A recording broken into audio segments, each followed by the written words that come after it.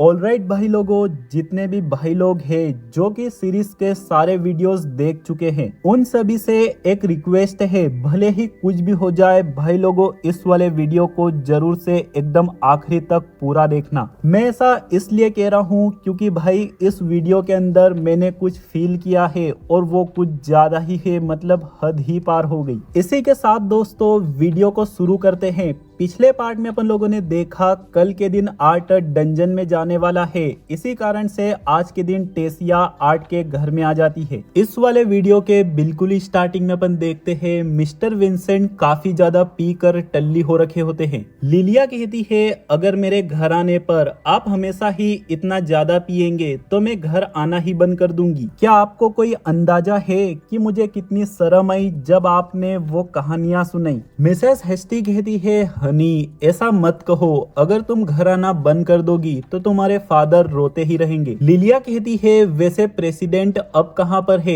Art जवाब देता है, टेस मदर के साथ बाहर बैठी है। इतने में ही रे एली को आर्ट को देते हुए कहते हैं, इसे ले जाकर सुला दो और कल सुबह जाने से पहले एक बार एली को गुड बाय जरूर से कह देना। इतने में सीन बाहर शिफ्ट होता है जहाँ पर टेसिया एलिस से कहती है कि लिलिया और आर्थर के फादर को देखकर बहुत ही मजा आया। एलिस और टेसिया नॉर्मली बातचीत कर रहे होते हैं, तभी टेसिया एकदम से कहती है, क्या आपको चिंता हो रही है, कल आर्थर डंजन में जाने वाला है। एलिस कहती है, हाँ बिल्कुल, अगर आर्थर सभी लांसेस को मिलाकर उनसे भी ज्यादा ताकतवर बन जाए तब भी मुझे हमेशा ही उसकी चिंता होती रहेगी। और इसका कारण ये है कि डंजन्स के बारे में कुछ भी कहा नहीं जा सकता। एकदम ही नॉर्मल सा दिखने वाला डंजन भी खतरनाक साबित हो सकता है। माफ करना, मैं ऐसा कहकर तुम्हें डराना बिल्कुल भी नहीं चाहती। टेसिया कहती है, कोई बात नहीं और आप चिंता मत कीजिए, मैं आर्थर के साथ रहूंगी उसे प्रोटेक्ट करने के लिए।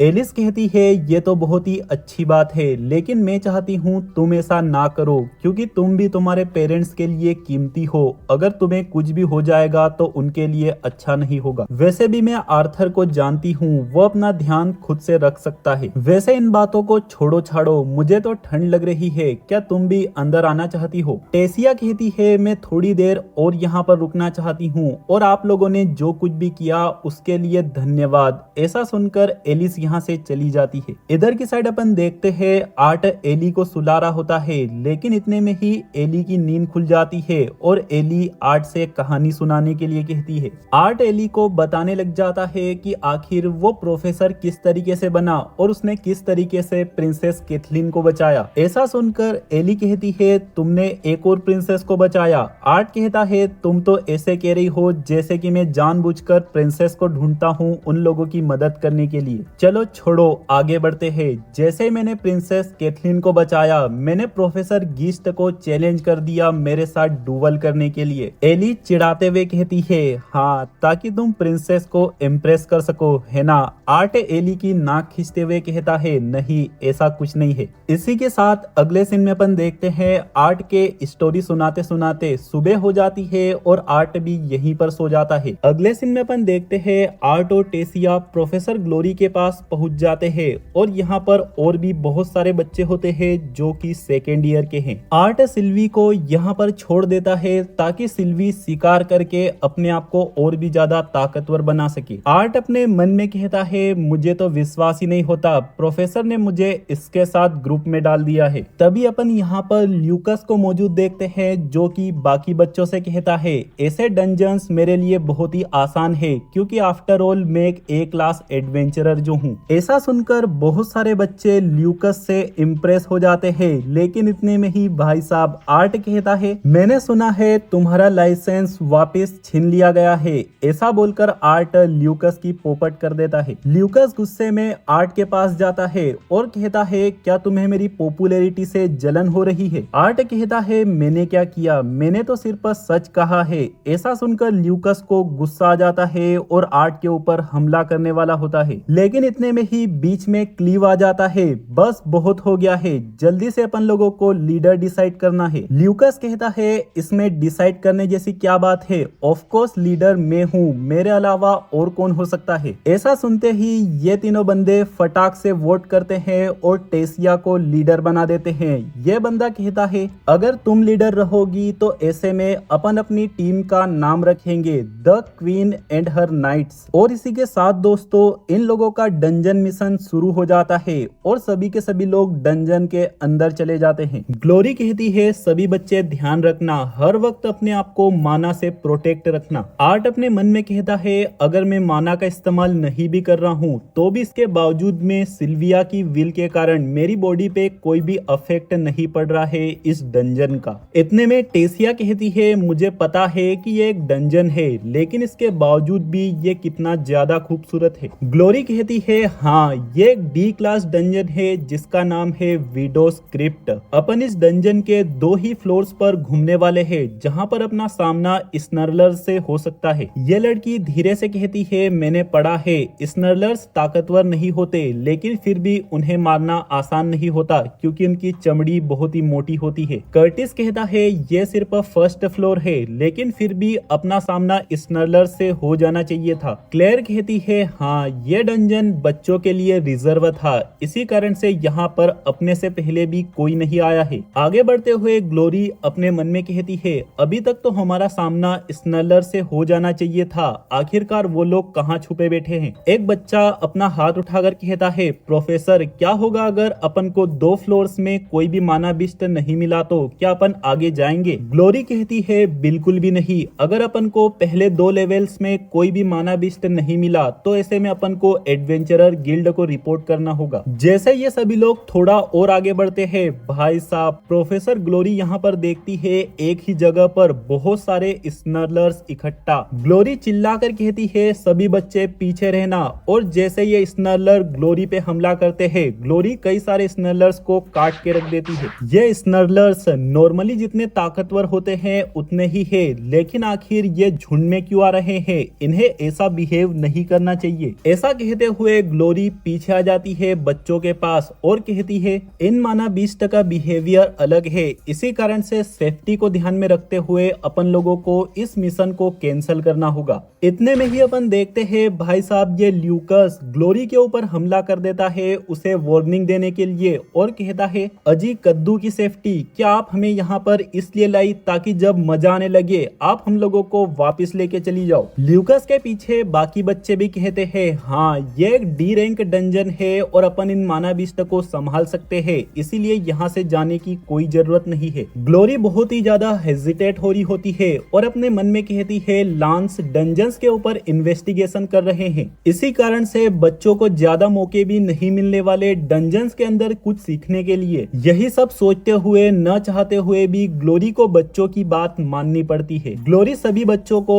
इधर उधर फैला देती है ताकि बच्चे फ्रेंडली फायर का शिकार ना हो जाए और ल्यूकस से कहती है अभी अभी जो तुमने हरकत की थी अगर आइंदा से ऐसी कोई भी हरकत की तो तुम्हें पछताना पड़ सकता है। ल्यूकस ठीक है बोलकर टेसिया वाले ग्रुप के पास आ जाता है जहाँ पर टेसिया स्ट्रेटेजी बना रही होती है कि किस तरीके से इस डंजन में आगे बढ़ना है, लेकिन ल्यूकस कहता है ठीक है इसे इतना सीरियस लेने की कोई जरूरत नहीं है, वैसे भी ये एक बकवास ट्रिप है। ऐसा सुनकर क्लीव को गुस्सा आ जाता है लेकिन आर्ट कहता है छोड़ो उसे, अपने पास बड़ी प्रॉब्लम है सोल्व करने के लिए। इतने में ये सभी लोग फॉर्मेशन में आ जाते हैं और जैसे स्नर्लर्स इन लोगों के ऊपर हमला करते हैं ये लोग स्नर्लर्स को मारने लग जाते हैं। तभी एकदम से ल्यूकस खतरे में आ जाता है लेकिन फटाक से टेसिया उसे बचा लेती है।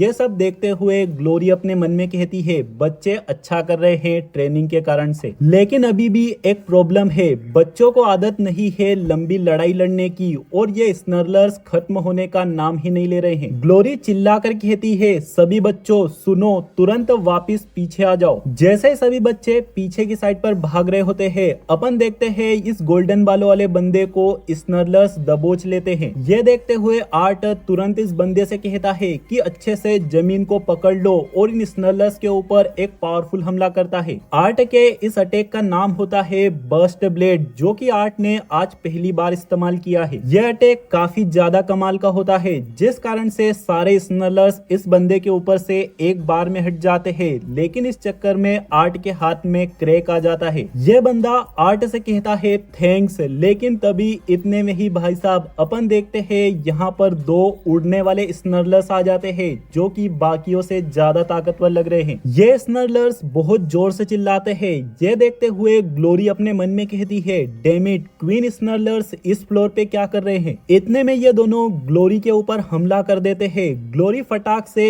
एक और स्वार्ड समन कर लेती है और इन दोनों के अटैक्स को ब्लॉक कर लेती है। फटाक से ग्लोरी इन दोनों को पीछे धका देती है और पावर अप करते हुए इनके ऊपर हमला कर देती है। ग्लोरी बहुत अच्छे तरीके से एक क्वीन के अंदर तलवार घुसाकर उसे नीचे गिरा देती है और चिल्लाकर कहती है, तुम लोग एग्जिट के ऊपर ध्यान दो, क्वींस को मैं संभालती हूँ। आर्ट जवाब देता है, ठीक है, और अपने मन में कहता है, सभी लोगों को बाहर निकालने के लिए इस टूटे हुए रास्ते को सही करना होगा। यहाँ पर एक डेल्फाइन नाम की ड्वार्फ लड़की होती है जिससे कि आर्ट मदद मांगता है रास्ते को सही करने के लिए, लेकिन डेल्फाइन कहती है, मुझे थोड़े टाइम की जरूरत है। इसी कारण से डेल्फाइन को आर्ट प्रोटेक्ट कर रहा होता है और आर्ट को टेसिया और ये दो बंदे प्रोटेक्ट कर रहे होते हैं। थोड़ी ही देर में डेल्फाइन का स्पेल रेडी हो जाता है और वो इस रास्ते को तैयार कर देती है, लेकिन अभी भी क्वींस के कारण से जो मलबा गिरा हुआ था वो इन लोगों का रास्ता ब्लॉक कर रहा होता है। आर्ट अपने मन में कहता है, डैम इट, मुझे इसे एक ही अटैक में हटाना होगा, नहीं तो हम बाहर ही नहीं निकल पाएंगे। इतने में आर्ट की नजर बच्चों के ऊपर पड़ती है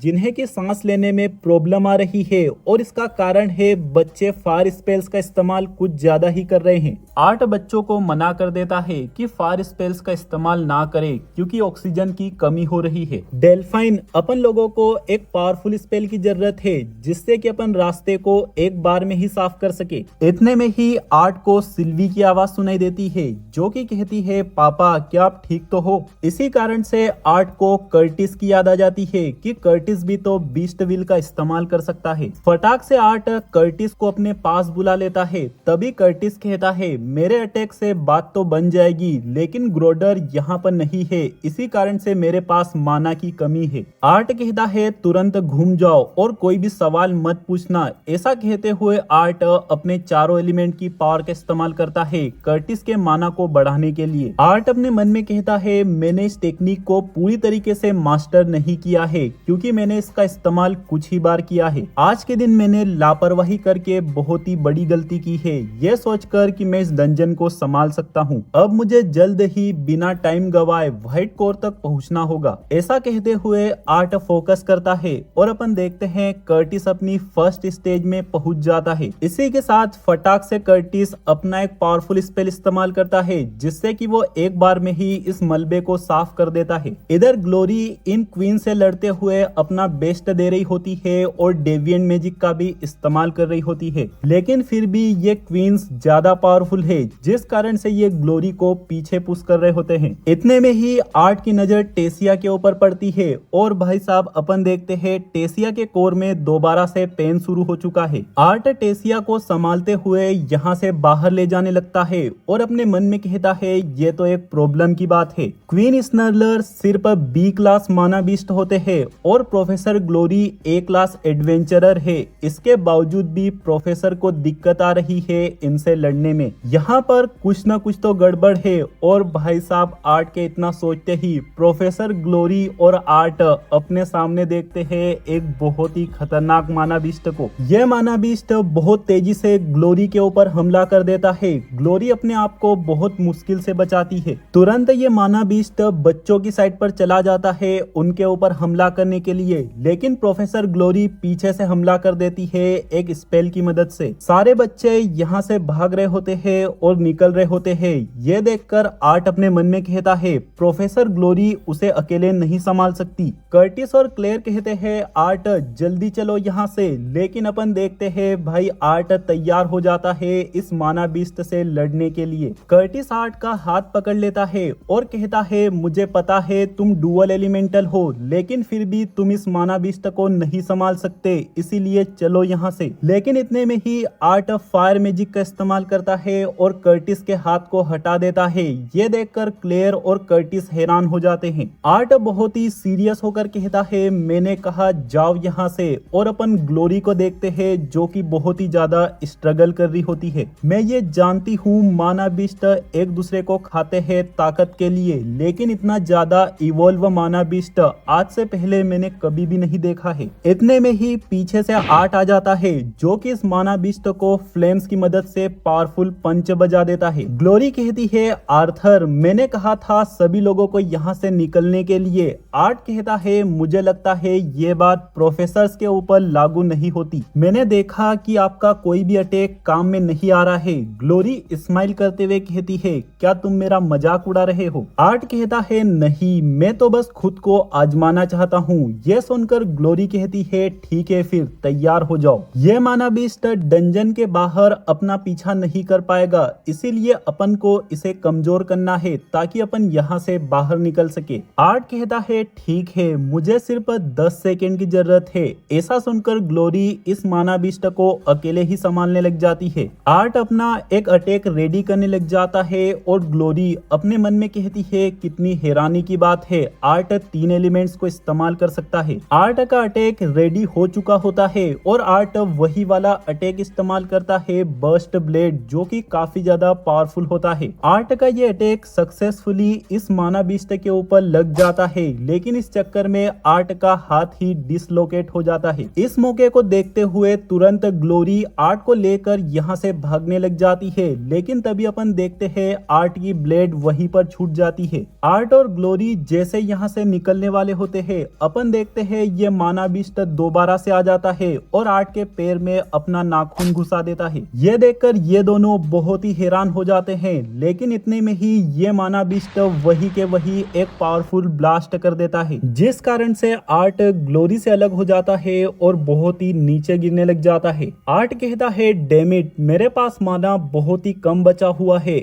ऐसा कहते हुए आर्ट अपने बचे कुचे माना का इस्तेमाल करता है और अपने आप को धीरे से नीचे गिराने की कोशिश करता है ताकि डैमेज कम से कम आए। लेकिन इतना सब करने के बावजूद भी आर्ट धड़ाम से आकर जमीन पर गिरता है। भाई लोगों, ये वाला सीन डिसअपॉइंट करने वाला है क्योंकि आर्ट ने एस क्लास माना बीस्ट के खिलाफ में ज्यादा बेटर परफॉर्म किया था और फिलहाल में आर्ट को एक चोमू से माना बीस्ट के खिलाफ में इतना ज्यादा स्ट्रगल करना पड़ रहा है। अपन लोग देखते हैं गिरने के कारण से आर्ट बेहोश हो चुका होता है, लेकिन थोड़ी ही देर में आर्ट के बहुत सारे वुंड्स अपने आप ही हील हो जाते हैं और आर्ट अपने पैरों पर खड़ा हो जाता है। आर्ट उस माना बीस्ट के अंदर से अपनी स्वॉर्ड को निकालते हुए बहुत ही हैरान होकर अपने मन में कहता है पहले तो सिल्विया की विल के कारण मुझे एडवांस सेंसेस मिले, लेकिन अब मेरी बॉडी अपने आप ही हील भी हो सकती है। आर्ट ऊपर की साइड देखता है जहां से वो गिरा था और कहता है मुझे वहां तक चढ़ने में बहुत ही प्रॉब्लम आने वाली है। लेकिन इतने में ही आर्ट देखता है एक गुफा के अंदर से उसे पानी की आवाज आ रही है। आर्ट जैसे ही उस पानी के पास जाता है, आर्ट अपने सामने का नजारा देखकर बहुत ही हैरान हो जाता है क्योंकि आर्ट के सामने बहुत सारे सोल्जर्स की डेथ बॉडीज पड़ी होती है। और भाई कोई भी ये मत कहना कि ये वही जगह है जहां पर एलिया आई थी इन्वेस्टिगेशन करते हुए। इतने में ही आर्ट को एक दर्द भरी आवाज सुनाई देती है जो कि कहती है प्लीज मुझे तुम्हारी मदद की जरूरत है। आर्ट जैसे ही आवाज की साइड पर आगे बढ़ता है, आर्ट को एक दूसरा झटका लगता है क्योंकि आर्ट के सामने पड़ी होती है एलिया, जिसकी कंडीशन बहुत ही बेकार है। आर्ट एलिया को याद करते हुए कहता है नहीं, ऐसा नहीं हो सकता, ये तो एक व्हाइट कोर मेज है और एक लांस भी। आर्ट तुरंत एलिया को हील करने की कोशिश करने लग जाता है। एलिया कहती है कौन हो तुम, क्या मैं तुम्हें जानती हूँ? आर्ट कहता है हाँ, मेरा नाम आर्थर है, आपने कहा था कि आपके ब्रदर की एज मेरे जितनी है। एलिया कहती है अच्छा तुम हो जो कि बैरन के ऊपर नजर रख रहा था। आर्ट कहता है प्लीज आप बात मत कीजिए। एलिया आर्ट का हाथ पकड़ती है और कहती है रुको, तुम्हें भी बहुत अच्छे से पता है कि मैं नहीं बचने वाली। तुम्हारा धन्यवाद, क्योंकि तुम्हारी वजह से अब मैं पहले से बेटर फील कर रही हूँ। आर्ट बहुत ही दुखी होकर कहता है क्या कुछ और है जो कि मैं आपके लिए कर सकता हूँ? मुझे कुछ भी समझ में नहीं आ रहा है कि आखिर आपके साथ ये क्या हुआ है। एलिया कहती है क्या तुम ये जानना चाहते हो कि आखिर अब तक मैं जिंदा कैसे हूँ? ऐसा कहते हुए एलिया एक क्रिस्टल दिखाती है, अभी तक मुझे जिंदा इसने रखा है बदले के लिए। इधर मेरे पास आओ, मेरे पास बचे हुए माना की मदद से मैं तुम्हें दिखा सकती हूँ। ऐसा कहते हुए एलिया खुद के सिर को आर्ट के सिर के साथ टच करती है और अपन लोग देखते हैं यहाँ पर क्या हुआ था एलिया के साथ। अपन ने पहले जिस हेड सर्पेंट को देखा था उसे एलिया बहुत ही आसानी से हरा देती है, लेकिन तभी अचानक से ही यहाँ पर एक बहुत ही खतरनाक खतरनाक बंदे की एंट्री हो जाती है जो कि आते के साथ से बहुत सारे सोल्जर्स को मार देता है। यह बंदा बहुत शांति से एक जगह पर बैठा होता है और एलिया को दो ऑप्शंस देता है, या तो तुम मुझसे लड़ो और मारी जाओ या फिर तुम्हारे सारे साथियों को खत्म कर दो और जिंदा रहो। ऐसा सुनते ही एलिया इस बंदे के ऊपर हमला कर देती है।